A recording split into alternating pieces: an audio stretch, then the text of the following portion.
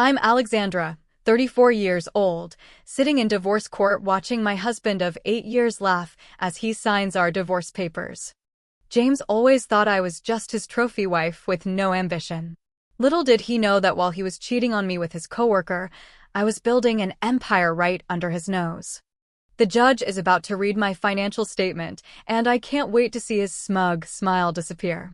Before I tell you how my soon-to-be ex-husband's smile vanished from his face, let me know where you're watching from and hit that like and subscribe button if you've ever had to stand up for yourself when no one expected you to. I was a small-town girl from Indiana who moved to Chicago for college with big dreams. I studied graphic design and was determined to make it in the big city despite my modest upbringing. My parents had always taught me the value of hard work and saving money, lessons that would prove invaluable later in my life. I met James at a charity fundraiser for a children's hospital. I was there because I had volunteered to design their promotional materials, and he was there because, as I later learned, it was good for his image. James came from old money, worked as an investment banker, and exuded the kind of confidence that only comes from never having to worry about finances a day in your life. "You don't look like you belong here," were his first words to me, which I now realize was both an insult and a preview of our entire relationship. At the time, though, his charming smile and the way he focused entirely on me when we talked made me overlook the red flag. Our romance was a whirlwind. James took me to restaurants where the menus had no prices, weekend trips to New York on a whim, and introduced me to a lifestyle I had only seen in movies. He seemed perfect, attentive, successful, and seemingly in love with me despite my ordinary background. I was making a modest income as a junior graphic designer at a marketing firm. I loved my job, the creative challenges, and the satisfaction of seeing my work in the real world. James, however, referred to it as my little job and often suggested I didn't need to work at all. "Why exhaust yourself for pennies when I can give you everything?" he would say, not understanding that my career was about more than money. It was about my identity and independence. The proposal came 6 months after we met, at an upscale restaurant overlooking the Chicago skyline. The ring was enormous, the champagne expensive, and the moment perfectly orchestrated for maximum effect. Several diners even applauded. It felt like a fairy tale, and I said yes without hesitation. Our wedding was small but elegant, my choice, despite his family's push for a lavish affair with hundreds of guests. Looking back, I realized that was one of the few times I stood my ground against the Shannon family expectations. A modest wedding for a modest girl, his mother Elaine had commented with a tight smile that didn't reach her eyes. That was my first real taste of how his family viewed me, as someone who wasn't quite good enough for their son. After the honeymoon in the Maldives, we moved into James's luxury condo in downtown Chicago. Everything was sleek, expensive, and cold, much like his family. I tried to add personal touches, photos, and colorful artwork, but James preferred the minimalist aesthetic that showcased his wealth rather than our personality as a couple. The first signs of trouble appeared within months. James questioned every decorating decision I made, criticized my choice of friends, and made subtle digs about my career path. "Graphic design is so common," he said once after meeting some of my colleagues. "You have the potential to be exceptional, but you're squandering it on logo designs for companies no one has heard of." I tried to fit into a social circle, the wives of other investment bankers and executives who spent their days shopping, at spas, or planning charity events. They were pleasant enough to my face, but never truly accepted me. I overheard one of them at a dinner party referring to me as James's experiment with the middle class. Instead of defending me, James later suggested that I try harder to fit in, maybe update my wardrobe or take up tennis. "They just need to see that you're making an effort to adapt to our lifestyle," he explained, as if my identity was something to be molded and corrected. Those early years were a confusing mix of luxury and loneliness, of being showered with expensive gifts while feeling my self-worth diminish. I was slowly becoming what James wanted, a trophy wife who reflected well on him, while the independent, creative woman I had been was fading away. 2 years into our marriage, the tensions that had been simmering beneath the surface began to boil over. James had always been particular about our finances, but his behavior became increasingly controlling. Despite our joint accounts, he questioned every purchase I made, while spending lavishly on himself without discussion. "Did you really need another art supply set?" he would ask, examining the credit card statement. "That's $200 that could have been invested." Meanwhile, he thought nothing of dropping thousands on a new watch or golf clubs. Gradually, I found myself isolated from my friends and family. Visits to my parents in Indiana became less frequent because James always had an excuse: a work event, a dinner with clients, or simply that Winfield was too provincial for his tastes. My college friends stopped calling after James made it clear they weren't sophisticated enough for his home. Your friend Heather asked if our wine was from Napa. He scoffed after a dinner party I had organized. As if we would serve domestic wine. It's embarrassing, Alexandra. My career, which had once been a source of pride, became a constant battleground. When I was offered a promotion to senior designer, James wasn't supportive. "Is the modest bump in salary worth the extra hours away from home?" he questioned. "We're trying to start a family soon, remember?" This was news to me. Whenever I brought up having children, he always said the timing wasn't right. It was around this time that I discovered my passion for digital marketing. The agency I worked for was expanding its services, and I volunteered to learn the analytics and strategy aspects. I found I had a knack for understanding consumer behavior and creating targeted campaigns that delivered results. Excited about this new direction, I shared my idea of eventually starting my own boutique digital marketing firm with James. His response was crushing. "Alexandra, be realistic. Starting a business requires business acumen, which isn't exactly your strong suit. Besides, most small businesses fail within the first year." Our approaches to money highlighted our fundamental differences. James believed in conspicuous consumption, the right address, the right car, the right vacation spots, all to maintain an image of success. I, with my middle-class upbringing, believed in saving, investing wisely, and finding value rather than just high price tags. As our third anniversary approached, James's late nights at work became the norm rather than the exception. Big client, market volatility. Quarterly reports, his excuses varied, but his absence remained constant.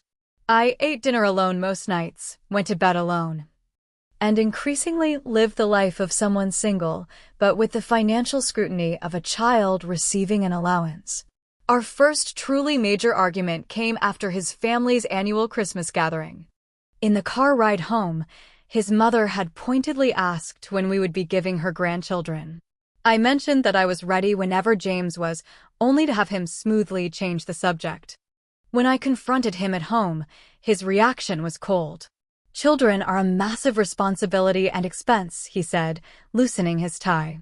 "With your modest career and my family's expectations, any child of ours would need trust funds, private schooling, the right connections. We're not there yet financially." "Not there yet?" I questioned, genuinely confused.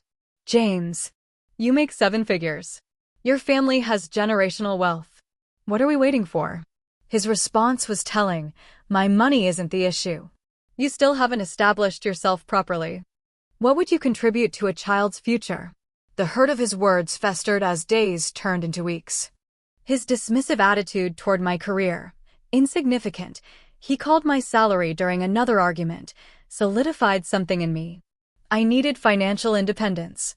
Not just for myself, but for my sanity. That week, I opened a separate bank account at a different bank. I set up a small direct deposit from my paycheck, not enough that James would notice if he checked our joint accounts, but enough to start building something of my own. Simultaneously, I began educating myself on financial independence.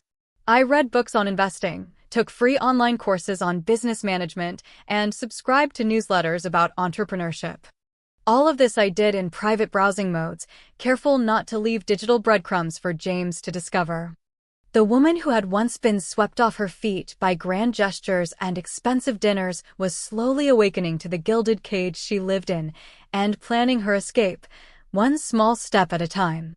While James continued his late nights at work, I began laying the foundation for my independence. using my growing separate savings. I registered a small business entity, Alexandra Grant Digital Solutions, and built a simple but professional website showcasing my portfolio and services. My first challenge was finding time to work on my business without James knowing. I converted our rarely used guest bedroom into a home office, explaining to James that I needed a dedicated space for freelance projects to supplement our income. He barely paid attention to the change, dismissing my freelance work as a hobby rather than a serious endeavor. "Just don't let it interfere with our social obligations," was his only concern. My first client came through a stroke of luck at our local coffee shop. I overheard Sofia Alvarez, the owner of a struggling but beloved bakery, complaining about the cost quotes she'd received from marketing agencies. "I can't afford $5,000 for a campaign, but I'm losing ground to the chain bakeries," she told the barista. I introduced myself, explained my background, and offered to help her at a fraction of the cost, with the understanding that I was building my portfolio. Sophia took a chance on me, and the results exceeded both our expectations. Her social media engagement increased by 300%, and a targeted email campaign brought in new corporate catering clients. The before and after was dramatic enough that she referred me to other small business owners in her network. Working with Sophia not only gave me my first success story, but also a genuine friendship, something I had been missing in James's curated social circle. She was authentic, hardworking, and appreciated my skills in a way my husband never had. "You have a gift, Alex," she told me over coffee one day. "You understand what makes businesses special and how to communicate that to customers." I worked late nights while James was away on his increasingly frequent business trips. I converted our walk-in closet into a makeshift recording studio for client calls, using my old college blankets to dampen the sound. Every new client was both exhilarating and terrifying. Exhilarating because my business was growing, terrifying because discovery would mean confrontation. The learning curve was steep. I made mistakes, undercharging for complex projects, occasionally overpromising on timelines, but I learned quickly. Each client taught me something new about running a business, about setting boundaries, about valuing my own work. I used my savings to invest in essential equipment and software, carefully hiding the charges among household expenses or making cash purchases. My client list grew steadily over the course of a year, primarily through referrals and word of mouth. Rather than spending the profits, I reinvested most of them back into the business and began setting aside a portion for future investments. James remained oblivious, attributing my increasing confidence to finally adjusting to our lifestyle rather than professional fulfillment. A pivotal moment came when I worked with a local jewelry designer whose sales increased so dramatically after my marketing campaign that her story was featured in a small business magazine. I had to decline being mentioned by name, citing privacy reasons, but the success gave me credibility with larger clients. Through Sophia, I met Natalie Kim, a tech entrepreneur who had sold her first startup for 8 figures and was launching a new venture. Initially hiring me for a small project, Natalie quickly became both a valued client and mentor. "You're charging too little for your expertise," she told me bluntly after reviewing my rate sheet. "Triple your prices and watch how your perceived value changes." She was right. When I raised my rates, instead of losing clients, I attracted more established businesses willing to pay for quality.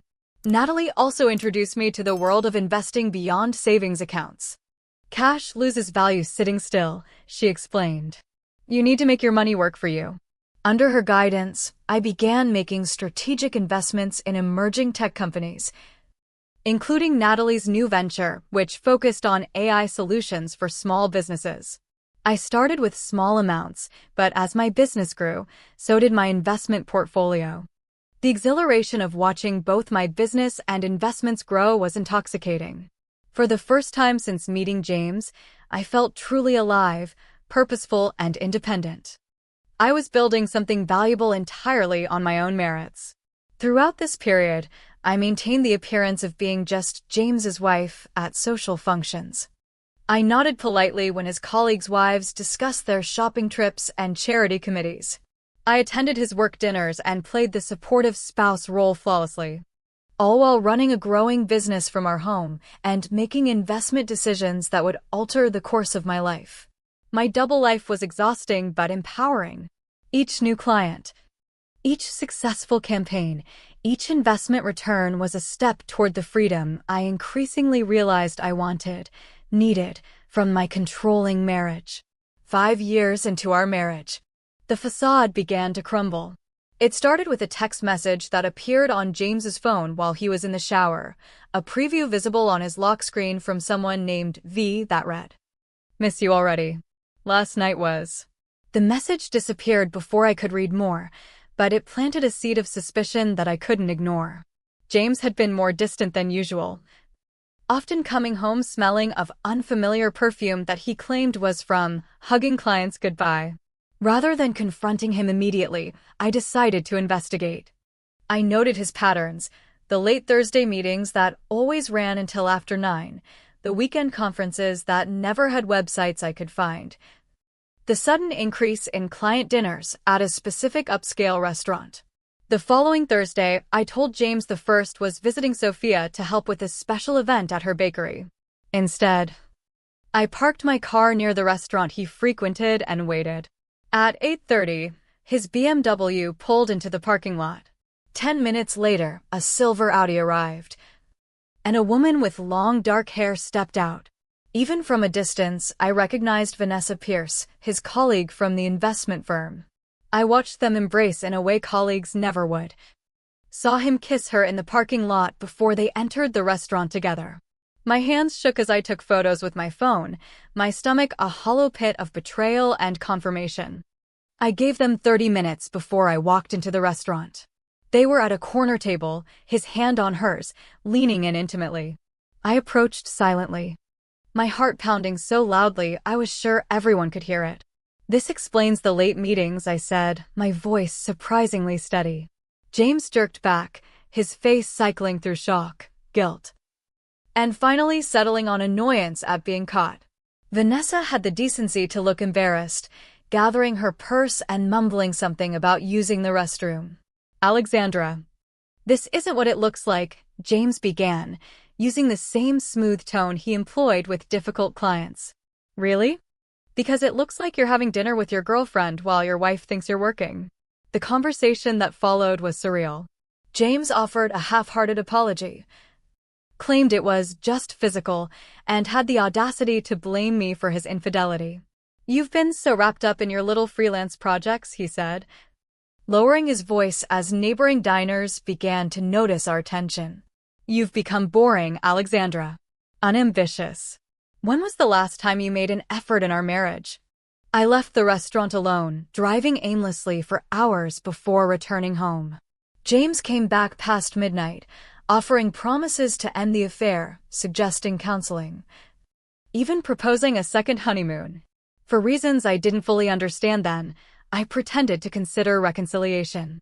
"I need time," I told him, which wasn't a lie. I needed time, not to forgive him, but to plan my next steps. The weeks that followed were a masterclass in deception, on both our parts. James became temporarily attentive, bringing flowers, suggesting date nights, while I began consulting with divorce attorneys during my meetings with clients. Teresa Washington, a formidable divorce attorney recommended by Natalie, laid out the reality of my situation. "Illinois is an equitable distribution state," she explained. "Without a prenuptial agreement, the court will divide marital assets based on what they deem fair, not necessarily equal." I learned about our financial entanglements, the complexity of divorcing someone with family money, and the importance of documenting everything. Teresa advised me to gather information about all our assets, accounts, and investments before making any moves. "Knowledge is power, especially in divorce," she said. My cautious information gathering came to an abrupt halt when James discovered my browser history on our shared computer. I had forgotten to use private browsing for one search. Divorce financial discovery process. His rage was immediate and frightening. He cornered me in our kitchen, waving his phone with the screenshot he'd taken. "Is this what you've been doing? Planning to divorce me and take my money?" His face was red, a vein pulsing in his forehead. "Let me make this clear, Alexandra. You'll have nothing without me. Nothing. My family's lawyers will make sure of it." I remained calm, which only infuriated him more. "I'm not planning anything, James. I was just researching after what happened. Wouldn't you do the same?" He seemed mollified by my explanation, but the threat lingered between us. That night, I moved all my important business documents to a secure cloud storage and began transferring digital records to drives I kept in a safety deposit box James knew nothing about. The final discovery came 3 weeks later. While organizing our closet, a task James never participated in, I found a jewelry box tucked inside his winter boots. Inside was a receipt for a diamond bracelet from Tiffany's, dated 2 months prior. I had never received such a gift. Even knowing about the affair, this evidence of his tangible investment in another woman stung in a way I hadn't expected. The receipt showed he had spent nearly $15,000, money that was supposedly our money, on Vanessa. Before I could process this new betrayal, I heard the front door open. Voices, James and a woman, laughed in our entryway. I remained frozen in our closet as they entered our bedroom, clearly not expecting me home in the middle of the day. I stepped out to find James and Vanessa embracing at the foot of our bed, the bed we had shared for 5 years. "Alexandra," James exclaimed, not bothering to step away from Vanessa. "You're supposed to be at work." "I took a half day," I replied, surprised by my own composure. Clearly I should have called first. What followed was not the emotional confrontation movies had prepared me for. Instead, James became coldly pragmatic. "Well, this saves me having to have a difficult conversation," he said, straightening his tie. "I want a divorce, Alexandra. Vanessa and I are planning a future together." His confidence was absolute as he outlined his terms. He would generously allow me to keep my personal items and a small settlement that would help me get back on my feet. The condo, our investments, even the art we had collected together would remain his. "My lawyers will be in touch," he concluded, seemingly confused by my lack of hysteria or pleading. "You should find somewhere else to stay starting tonight." "Actually," I said, "as this is still legally my residence too, I'll be staying. You and Vanessa are welcome to find a hotel." His face darkened at my defiance, but Vanessa tugged at his arm. "Let's go, James. We can deal with this later." As they left, James turned back with one parting shot. "You'll regret not taking my generous offer. By the time my lawyers are done, you'll be lucky to afford a studio apartment in the worst part of town."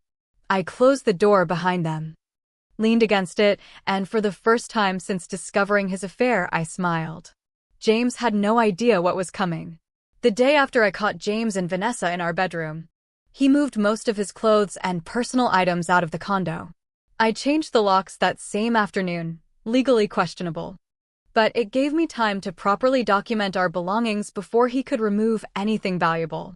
James's assumption about my financial naivety quickly became apparent in the initial settlement offer his lawyer sent over. A one-time payment of $75,000 and 6 months of living expenses. In exchange, I would make no claims on any of our other assets, including the condo I had helped furnish and decorate over 5 years. "He's testing the waters," Teresa explained when I showed her the offer. "He's assuming you don't know your rights or the true extent of your marital assets."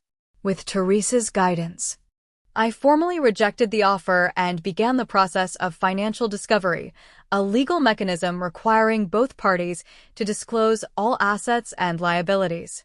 James's response was to have his lawyer delay and obfuscate at every turn. "This is a standard tactic," Teresa assured me. "They're hoping to drain your resources and patience until you accept less than you deserve." What James didn't realize was that I wasn't depending on his disclosures.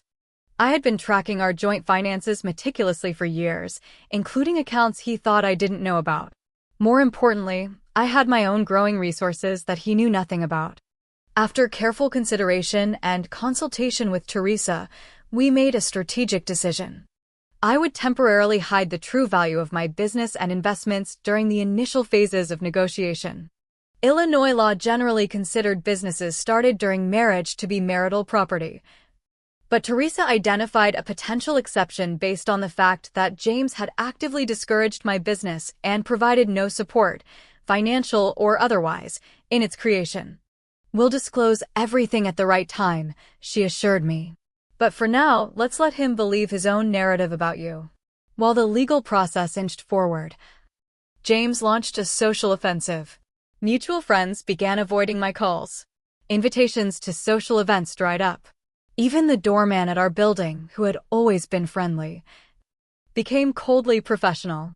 I later learned that James had been spreading a narrative that I had cheated on him, that I was mentally unstable, and that he was divorcing me despite his best efforts to save our marriage. In the circles where his family name carried weight, his version of events was accepted without question. The pain of this social exile was unexpectedly sharp. People I had broken bread with, celebrated holidays with, shared confidences with, all vanished from my life based on James's lies. All except Sophia and Natalie, who never wavered in their support. People who believe gossip without hearing both sides aren't worth your energy. Sophia told me over emergency cupcakes in her bakery kitchen after a particularly difficult day. "Focus on building your new life, not mourning the old one." James's attempts to intimidate me escalated as he realized I wasn't going to quietly accept his terms. There were late-night phone calls, thinly veiled threats about making sure you never work in this city again, and even a suggestion that he would report my business for tax irregularities, an empty threat since my business finances were meticulously documented. His family joined the pressure campaign. His mother Elaine called to reason with me. "We always knew you weren't right for James," she said, her voice dripping with condescension. "But we accepted you because he chose you. Don't make this difficult, Alexandra. Take what's being offered and move on with dignity." I maintained my composure through it all, a skill I had perfected during years of enduring subtle put-downs at Shannon family gatherings. "Thank you for your concern, Elaine. I'll be guided by my attorney's advice." James's overconfidence began working against him. Believing I had no resources to fight a prolonged legal battle, he made several critical mistakes. He failed to disclose accounts in the Cayman Islands that I had documentation for. He underreported the value of his investment portfolio. He claimed certain family heirlooms were separate property when they had been clearly gifted to us as a couple. Teresa documented each discrepancy meticulously, building a case that would eventually undermine his credibility with the court. Meanwhile, my company experienced exponential growth during the separation period. A marketing campaign I designed for a regional restaurant chain went viral, leading to features in industry publications. I had to decline interviews, citing personal reasons. But the professional recognition brought in a flood of new clients. The major breakthrough came when I secured a contract with a national retail chain to overhaul their digital marketing strategy, a six-figure deal that transformed my business from successful to exceptional. I hired 3 employees, rented a small office space, and began turning down clients whose values didn't align with my company's mission. All of this happened as James and his legal team continued to characterize me as a struggling freelancer dependent on his support.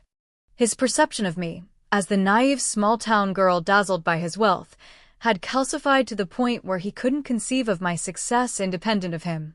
The night before our final court date, I sat alone in the condo that had never felt like home, reflecting on my journey. 5 years earlier, I had been so eager to please James that I had begun to lose myself. His betrayal, painful as it was, had forced me to rediscover my strength, ambition, and worth. I packed a small overnight bag. Regardless of the judge's decision, I had decided I would not spend another night in the space where my marriage had unraveled. My new penthouse apartment was ready, purchased through an LLC James knew nothing about, furnished with pieces I had chosen for their beauty and comfort rather than their status value. As I zipped the bag closed, my phone chimed with a text from Natalie. "Remember who you are tomorrow, not who he tried to make you be." With those words in my heart, I prepared to face the final act of my marriage to James Shannon. The morning of our court date dawned clear and crisp. I dressed in a navy blue suit, conservative but confident, with a single piece of jewelry, a small diamond pendant Sophia and Natalie had given me to mark my business's first anniversary. My Independence Diamond, they had called it. I arrived at the courthouse 30 minutes early, as Teresa had advised. James was already there, looking expensive in a tailored charcoal suit, his attorney Lawrence Wilson beside him. Lawrence was a senior partner at one of Chicago's most prestigious law firms and had a reputation for aggressive divorce settlements that favored wealthy clients. James smirked when he saw me, leaning over to whisper something to Lawrence that made both men chuckle. His confidence was palpable. He believed this was merely a formality before his inevitable victory. Teresa arrived moments later, immaculate in a crimson suit that stood out against the courthouse's muted colors. Unlike Lawrence with his team of junior associates, Teresa worked alone but radiated a quiet competence that had reassured me from our first meeting. "Ready?" she asked, her expression giving nothing away to observing eyes. "More than ready," I replied. Judge Margaret Thompson's courtroom was intimidating in its austerity. The judge herself, a woman in her 60s with silver-streaked dark hair and penetrating eyes, had a reputation for fairness, but little patience for games or emotional displays. As proceedings began, James put on a performance worthy of an Oscar. His testimony painted him as the devoted husband who had supported his wife's modest career ambitions, only to be repaid with ingratitude and unreasonable demands in the divorce. "I just want a fair resolution, Your Honor," he said, his voice modulated to convey reasonable disappointment. "I've offered Mrs. Shannon a generous settlement that would allow her to maintain a comfortable lifestyle while she rebuilds her career."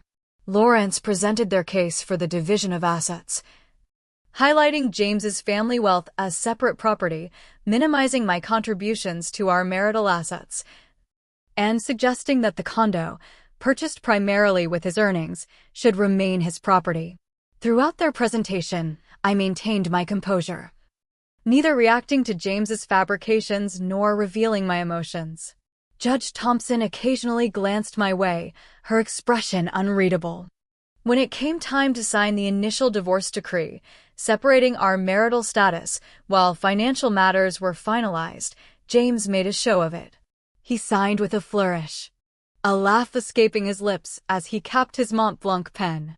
As he returned to his seat, he passed close enough to whisper, "Enjoy going back to your parents' basement."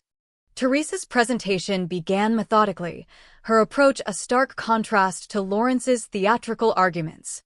She presented evidence of James's financial deceptions during our marriage, the hidden accounts, the lavish spending on Vanessa, the pattern of financial control. "Your Honor," Teresa said, "Mr. Shannon has not been forthcoming about the full extent of marital assets, as required by Illinois law. She submitted documentation of accounts James had failed to disclose, including dates, account numbers, and approximate balances." James shifted uncomfortably in his seat as Teresa continued, his smug expression giving way to nervous glances at Lawrence. His attorney requested a brief recess, which Judge Thompson denied. "I believe we should continue, Counselor. I'm particularly interested in hearing about these undisclosed assets." The atmosphere in the courtroom tensed as Teresa methodically dismantled James's financial deceptions. Judge Thompson's expression grew increasingly stern as the evidence mounted. "Furthermore, Your Honor," Teresa continued, "we request that the court consider Mrs. Shannon's separate property that was established during the marriage, but without any contribution or support from Mr. Shannon." This was the moment we had prepared for. Judge Thompson looked up from her notes. "Please elaborate, Counselor." "Mrs. Shannon established a digital marketing business during the marriage. Mr. Shannon not only provided no support for this venture, but actively discouraged it and belittled her professional ambitions, as evidenced by these communications." Teresa presented emails and text messages where James had dismissed my business as a hobby and discouraged my entrepreneurial goals. Judge Thompson reviewed the documents carefully before addressing me directly for the first time. "Mrs. Shannon, the court requires full financial disclosure from both parties. Have you submitted complete information about this business venture?" "Not yet, Your Honor," I replied as we had planned. "My complete financial statement is ready for submission today." Teresa handed the court clerk a sealed envelope containing my complete financial disclosure, the document we had strategically held back until this moment. I request that the court review Mrs. Shannon's financial statement before making any determinations about asset division, Teresa said. Judge Thompson nodded and opened the envelope. The courtroom fell silent as she read, her eyebrows rising slightly, the only indication of surprise from the otherwise composed judge. After what felt like eternity, Judge Thompson looked up. For the record, I will read the summary of Mrs. Shannon's assets. My heart pounded as she began to read. Alexandra Grant Digital Solutions, a digital marketing firm established 3 years ago. Current valuation based on revenue and contracts for $1,200,000. James's head snapped up, his expression of disbelief almost comical. Investment portfolio including technology stocks and startup investments, $1,800,000. James gripped the table, his knuckles white. Real estate holdings. One property purchased 3 months ago, valued at $950,000. By now, James looked physically ill, his face drained of color, his body rigid with shock. Beside him, Lawrence was frantically whispering, but James seemed unable to process what he was hearing. Total assets, $6,950,000, Judge Thompson concluded. The courtroom remained silent. James stared at me as if seeing a stranger. In that moment, I felt no triumph, no vindication, just a profound relief that the truth was finally on record. Judge Thompson broke the silence.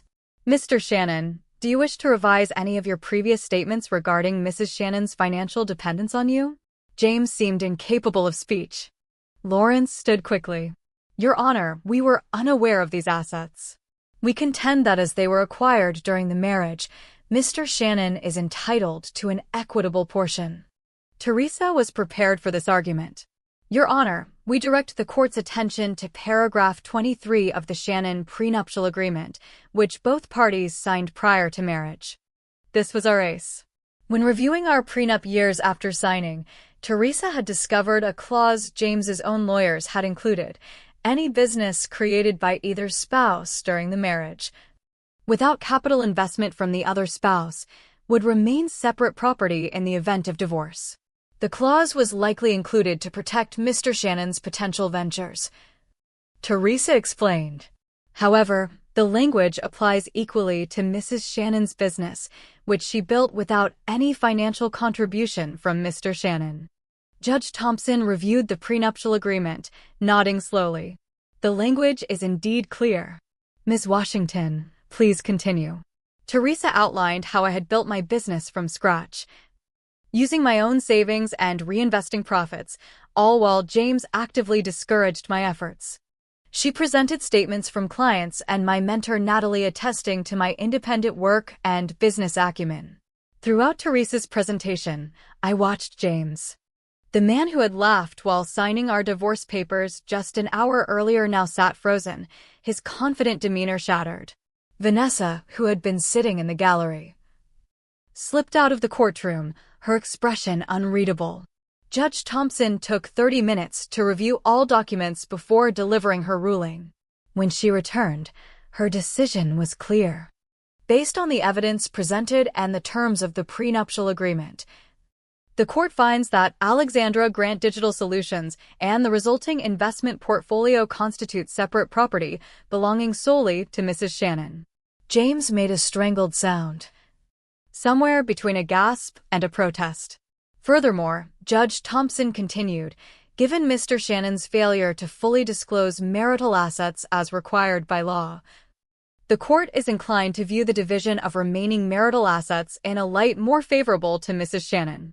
The rest of her ruling was a blur of legal terms, but the outcome was clear.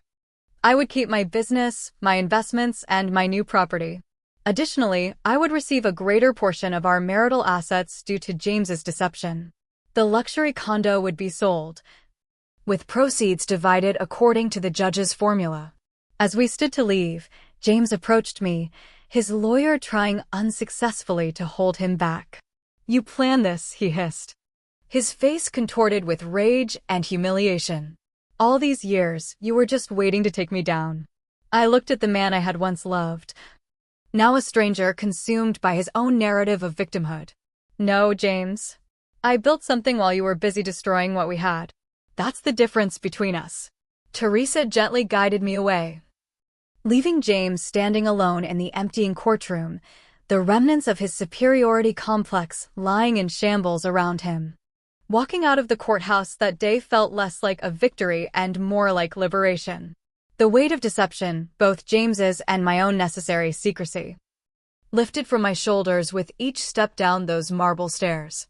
James attempted to intercept me outside, his earlier rage now replaced with an unsettling charm. Alexandra, we should talk privately. I think I may have underestimated you. Perhaps we were hasty in ending things. I almost laughed at the transparency of his sudden interest in reconciliation. Now that he knew my net worth, I was once again worthy of his attention. Vanessa was nowhere to be seen. There's nothing to discuss, James. The court has made its decision. His smile faltered. You know I still care about you. We built a life together. All this business success you've had, we could combine forces. Think about the power couple we could be. Teresa stepped between us. Mr. Shannon, all communication should go through counsel from this point forward. That evening, I met Sophia, Natalie, and Teresa for dinner at a quiet restaurant overlooking the Chicago River. We ordered champagne, not to celebrate the defeat of James, but to toast new beginnings. To Alexandra, Natalie raised her glass, who built an empire while a fool was looking the other way. Within a week, I moved into my new penthouse, a space I had chosen for its wall of windows overlooking the lake and the open floor plan perfect for both living and occasionally working. Unlike the sterile luxury of the condo I had shared with James, this space radiated warmth and personality from the first day. With the divorce finalized, I could finally be public about my business. I expanded from my small office to a full floor in a downtown building, hiring a team of talented marketers who shared my vision for helping businesses authentically connect with their customers. The company grew beyond my initial dreams. By the end of the first year post-divorce, we had clients across the country and were looking at international expansion. I named Sophia our Chief Operating Officer, her organizational skills and people management abilities complementing my creative and strategic focus. One of the most healing experiences was reconnecting with my family.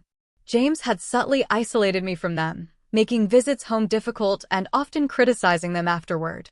For the first time in years, I spent holidays in Indiana, laughing in my parents' kitchen, playing with my nieces and nephews, remembering the grounded values that had shaped me. We always knew you were extraordinary, my mother said during one visit. We just worried you had forgotten. Despite the professional success, the emotional aftermath of the divorce wasn't always easy to navigate. There were nights I woke up angry at the years I'd spent diminishing myself to fit James's expectations. There were moments I questioned my judgment, wondering how I had missed the red flags. Recognizing I needed help processing these feelings, I started working with a therapist specializing in recovery from manipulative relationships. Dr. Harper helped me understand the gradual nature of emotional manipulation and how even strong, intelligent people can be vulnerable. Healing isn't linear, she reminded me often. Some days you'll feel empowered by what you've overcome, other days you'll still feel the hurt. Both reactions are valid. 6 months after the divorce, I used a portion of my resources to establish the Financial Literacy Foundation for Women, focusing on helping women achieve economic independence, particularly those coming out of controlling or abusive relationships. We offered grants, mentorship, and practical education about money management and entrepreneurship. The foundation became a platform for speaking at women's business conferences about financial literacy and independence. Standing at podiums across the country, sharing my story and the lessons learned, I found purpose in transforming my painful experience into guidance for others. Financial independence isn't just about money, became my message. It's about having the freedom to make choices based on your values rather than necessity or fear. Almost exactly a year after our divorce was finalized, I encountered James at a charity gala I was attending with Natalie. He looked older, less polished than I remembered. He approached cautiously, his new date, not Vanessa, hovering uncertainly nearby. "You look well, Alexandra," he said, his tone lacking the confidence that once defined him. "I hear your company is doing remarkable things." "It is," I replied simply. "I never really saw it. Your potential," he admitted after an awkward pause. "I was so focused on molding you into what I thought a wife should be that I missed who you actually were.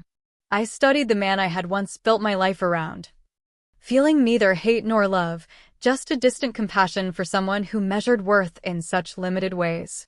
"I hope you find what you're looking for, James," I said sincerely, before rejoining Natalie and the others at our table. Later that night, in the quiet of my home, I reflected on the strange journey that had brought me here. What had seemed like the ultimate rejection, James's affair and cruel dismissal, had become the catalyst for my liberation. His attempt to discard me had forced me to rediscover my own value. I began dating again eventually, approaching relationships with healthier boundaries and a clearer sense of my non-negotiables. I no longer felt the need to contort myself to fit someone else's expectations. The right person would appreciate me for exactly who I was, accomplishments and flaws alike. My life now isn't perfect, no life ever is, but it's authentically mine. Every decision, from the clients I accept to the art on my walls, reflects my values rather than someone else's expectations. The net worth that shocked James in that courtroom continues to grow, but more importantly, so does my sense of purpose and peace. If you're watching this and facing your own crossroads of rejection or underestimation, remember that sometimes what seems like an ending is actually a beginning in disguise. Your worth isn't determined by someone else's inability to see it. Have you ever had someone underestimate you only to prove them wrong? Share your story in the comments below.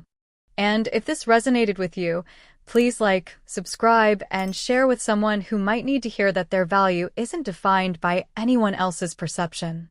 Thank you for listening to my journey. And remember, sometimes losing what you thought you wanted leads you directly to what you truly need.